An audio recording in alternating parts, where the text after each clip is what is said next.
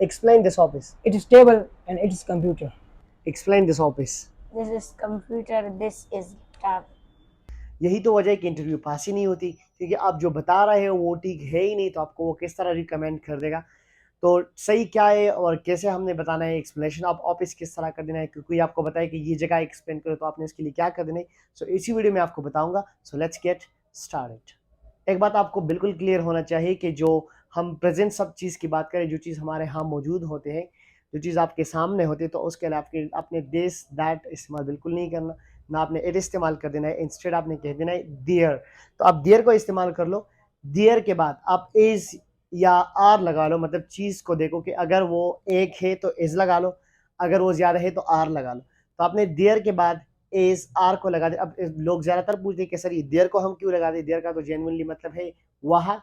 लेकिन अगर आप देयर स्टार्ट में कर लो और उसके बाद इज आर लगा लो तो इसका कोई भी मतलब नहीं होता। ये हम इस्तेमाल करते हैं just show presence of something. तो प्रेजेंस के लिए आपने देयर लगा देना है, देयर के बाद आपने इज लगा देना है या आर लगा देना है। इस कौन सा केस में लगता है, जब भी आप सिंगुलर चीज की बात कर रहे हो, मतलब कोई चीज आपके सामने पड़ा है और वो एक है, तो आपने कहना है कि there is a stand, there is a video stand in the class. तो ये जो वीडियो स्टैंड है यहाँ पर एक ही है, तो मैंने देयर के बाद इज लगा दिया। अगर आप कह रहे हैं कि देयर आर, तो आपने सोचना ही है कि जो चीजें मेरे सामने पड़े हैं वो ज्यादा है कि एक है। अगर आपने देखना है चीजों को, अगर ये चीजें ज्यादा आपके सामने पड़े तो आपने इस्तेमाल करें देयर आर, अगर एक है तो देयर इज। तो जो आप इसका एक्सप्लेनेशन होता है वो कुछ इस तरह होता है। स्ट्रक्चर यहाँ पर है कि देयर, उसके बाद इज आर, इज का जब सिंगुलर हो, आर का जब ज्यादा हो। So there is, there are. For example मैं चेयर्स की बात कर रहा हूँ कि बहुत सारे चेयर्स यहाँ पर पड़े। So there are many chairs in this office, और there are 2 chairs in this office, you can say like that.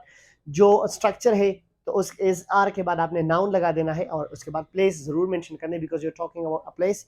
जो आप प्रेजेंस की बात करें, तो मतलब कोई इंटरव्यू में आपसे कभी जब कोई भी शख्स पूछता है कि इस ऑफिस को एक्सप्लेन कर दो, तो फिर आपने एक्सप्लेनेशन देयर इज आर, उसके बाद नाउन और प्लेस। जो स्ट्रक्चर है, place is quite much compulsory, आपने जरूर जगह मेंशन कर देना है। तो जो आप कर रहे हो कि it is chair in the class, it is computer in the class, और this is computer in the class. So this is wrong. This अगर आप लगा लो तो ठीक है, गलत नहीं है, लेकिन दिस के साथ एक शर्त है कि उसके साथ आपने पॉइंट कर देना है किसी चीज़ को, मतलब इशारा देना है आपकी किसी चीज़ को। तो बिल्कुल awkward लगता है। तो आपने इंटरव्यू में ये सब कुछ नहीं करना। इंस्टेड आपने कह देना कि there is a mobile in the office and there are 2 computers in the office and something like that and go on, then it is expected कि आपका इंटरव्यू पास हो जाएगा। तो ये सब आपको क्लियर होना चाहिए। अगर आप पास्ट की बात करें तो देयर के साथ वॉज वर लगाओ और वही वाला स्ट्रक्चर, सेम स्ट्रक्चर रहेगा। और अगर आप फ्यूचर की बात करें तो देयर के साथ आप वेल, शेल और बी लगा लो, तो फिर ये हम बन जाएगा फ्यूचर स्ट्रक्चर। सो ये सब हमारे पास है कि आप इंटरव्यू में अगर ये कर रहे हो, so definitely your interview is going to be passed and you are going to be selected। लेकिन अगर आप, जो मैंने पहले मेंशन कर दी, जो मेरे स्टूडेंट है उस सब ने कह दिया कि it is this and this is that, so बिल्कुल गलत है। अब बिल्कुल ये ट्राई ना करो। अगर अगर कर भी रहे हो दिस के साथ, ये अब शर्त है कि आप दिस के साथ ज़रूर इशारा कर दोगे, तो इशारे के साथ कर लो तो कोई मसला फिर नहीं है। लेकिन फिर भी फॉर्मली अगर आपने जाना है तो अपने देयर के साथ इज आर, आवर, फिर नाउन और प्लेस।